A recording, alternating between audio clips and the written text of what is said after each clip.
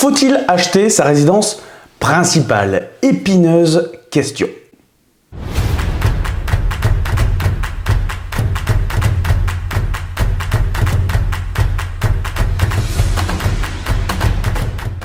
Bonjour à vous les investisseurs, j'espère que vous allez bien. Aujourd'hui, on se retrouve comme chaque lundi dans une nouvelle vidéo liée à l'investissement immobilier.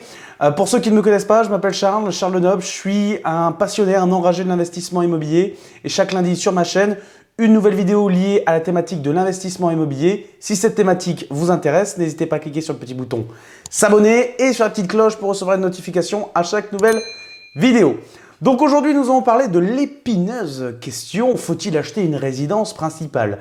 De nombreuses personnes parlent de ce sujet, elles évoquent principalement le sujet financier. Aujourd'hui, nous allons voir deux autres points que le côté financier, nous allons bien évidemment y venir, mais deux autres points qui sont importants à prendre en compte si vous souhaitez acheter une résidence principale. Déjà avant de commencer, j'aimerais dire que le fait d'acheter une résidence principale, c'est le reflet d'un choix, ce que vous voulez faire. Pour ceux qui souhaitent investir dans l'immobilier et commencer en achetant une résidence principale, sachez que bien évidemment, ça sera plus dur pour se construire, on va dire, un empire immobilier. Alors après, ça va dépendre. Si vous avez 300 000 sur votre compte en banque et que vous achetez un bien, une résidence principale cash, bien évidemment, ça ne vous bloquera pas.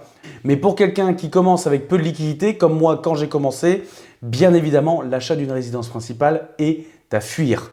Néanmoins, acheter une résidence principale comporte de nombreux avantages et nous allons y venir tout de suite. Allez, viens!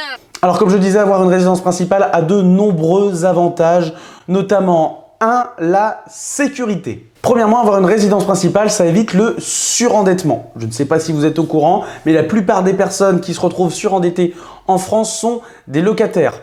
Pourquoi? En fait, c'est simple. Quand vous achetez une résidence principale, à un moment, votre crédit sera remboursé, payé.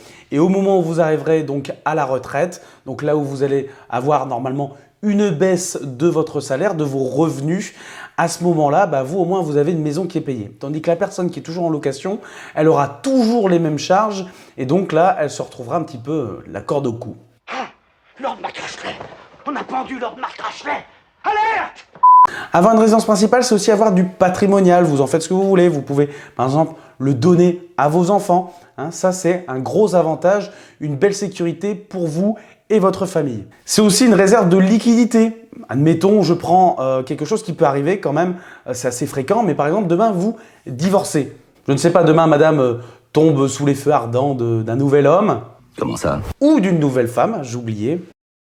Ou même encore un non-binaire, en ce moment c'est la mode. Je suis non-binaire, donc ni masculin ni féminin. Voilà, vous vendez votre maison, vous récupérez tous les deux votre capital, si vous avez déjà amorti du capital sur votre maison, si vous la détenez depuis un certain temps, et donc vous repartez quand même avec quelques petites billes dans votre poche. Si vous étiez locataire et que demain vous divorcez, et là c'est une mini banqueroute pour vous.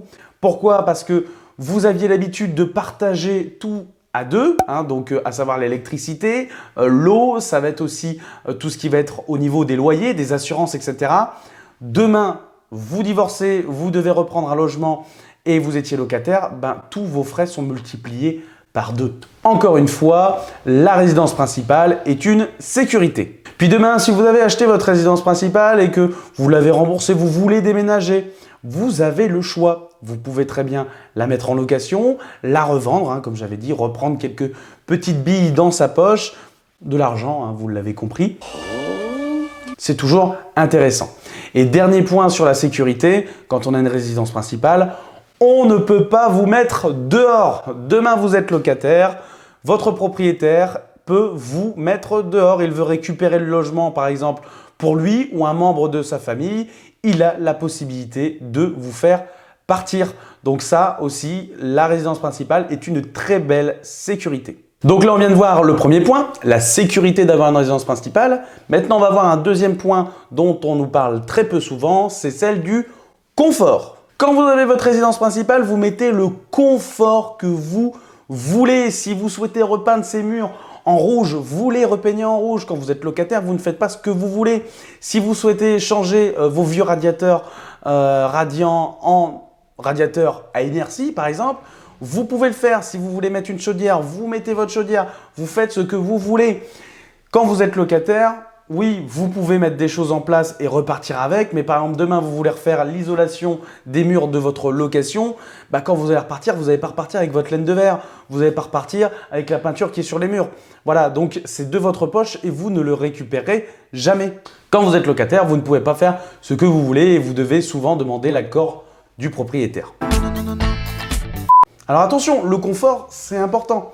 Mais ce confort, souvent, ça a un prix. Et ça, c'est un petit point aussi que je vais rajouter qui est négatif quand on a une résidence principale. Si vous ne voulez pas vivre comme une bête, ce que je comprends, des bons matériaux de la bonne qualité, ça peut vite coûter cher. Ça peut coûter cher déjà à l'achat, mais aussi à l'entretien. Avoir une résidence principale, ça coûte beaucoup plus cher qu'avoir une location. Ça, il faut le prendre en compte. Demain, vous devez par exemple changer des joints silicone dans votre douche, vous vouliez un jardin, il faut passer à la tondeuse, etc. C'est énormément d'entretien, de charges, des petites charges à droite à gauche, réparer une gouttière, etc., etc. Quand vous êtes locataire, vous n'avez pas ces petits frais-là. Et puis souvent, ils sont à supporter par le propriétaire. Là maintenant, c'est vous le propriétaire. Vous venez d'acheter votre résidence principale, vous avez des frais supplémentaires tous les mois. Et ça, c'est à prendre en compte. Donc là, on vient de parler du confort. C'est souvent pour ça que les personnes souhaitent acheter une résidence principale. C'est pour pouvoir être chez elles, comme elles le disent, pouvoir faire ce qu'elles veulent. Maintenant, nous allons venir sur le côté financier, le troisième point. Et là, nous allons rentrer dans le vif du sujet. Côté financier, en fait, le problème, c'est pas le fait d'acheter une résidence principale. C'est pas du tout un problème d'acheter une résidence principale. Le problème, c'est les personnes qui achètent. Elles s'endettent au maximum à chaque fois. Pourquoi vous faites ça? Pourquoi vous achetez une maison à chaque fois à 33-35% d'endettement? Vous vous mettez à chaque fois au taquet de votre endettement. Les gens adorent se mettre au taquet de leur endettement pour pouvoir acheter leur résidence principale. Alors oui, leur salaire risque d'augmenter avec le temps. Ils vont peut-être pouvoir emprunter quelques milliers d'euros par la suite, peut-être dans 6 ans, 7 ans, 10 ans. Mais pendant ce temps-là, vous avez tous les mois de l'argent qui sort de votre poche. Et vu que vous êtes à votre endettement maximum, vous ne pouvez plus faire grand-chose à côté. Déjà, premièrement, pour partir en vacances, etc., ça peut être peut-être un peu plus ric-rac. Si vous avez des problèmes dans la vie parce que vous êtes mis à un endettement maximum, voilà, tous les mois, vous avez de l'argent qui sort de votre poche sans qu'il y en ait qui rentre. Et c'est ça le problème, c'est que souvent les gens achètent une résidence principale et après ils se disent « Ah, il faudrait que je gagne un petit peu d'argent, il faudrait que je gagne plus d'argent. » Oui, mais vu que vous êtes mis à votre endettement maximum, vous ne pouvez plus aussi facilement emprunter qu'avant. Donc, vous ne pouvez pas investir, donc vous êtes bloqué et donc vous êtes obligé de sortir de l'argent de votre poche tous les mois pour payer votre résidence principale. C'est un petit peu le serpent qui se mord la queue. Donc, on est bien d'accord, la résidence principale est un frein si vous souhaitez par la suite investir dans l'immobilier. Je sens que je vais avoir un malaise. Je ne dis pas qu'il ne faut pas acheter sa résidence principale. Attention, je dis juste que cela dépend de vos objectifs. Si vous souhaitez acquérir un bien, 2 biens dans votre vie, 3 biens, oui, vous pouvez acheter votre résidence principale, vous achetez votre résidence principale et dans 10 ans, dans 15 ans, vous pourrez peut-être racheter un appartement à la montagne, dans le sud pour vous faire plaisir, etc. Si vous avez des revenus qui sont convenables, etc. Mais si vous voulez vous construire un gros patrimoine immobilier, bien évidemment, la résidence principale sera un frein. En fait, c'est vous qui déterminez votre rythme avec votre résidence principale.